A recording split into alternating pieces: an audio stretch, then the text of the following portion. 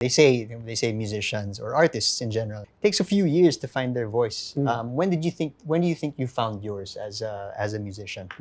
Finding a voice, parang until now is actually I'm still finding my voice. I think maybe to other people they think na I've found it. pero yes, it takes time. Actually, to find your voice, dapat gawin mo lang yung gusto mong gawin in music. I mean, you should please yourself first.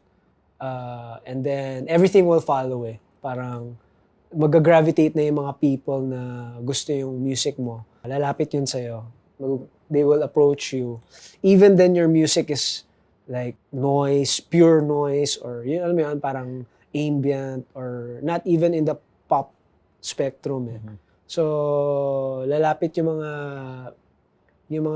may gusto ng ginagawa mo as long as you become true to yourself. Yun. Ganda nun.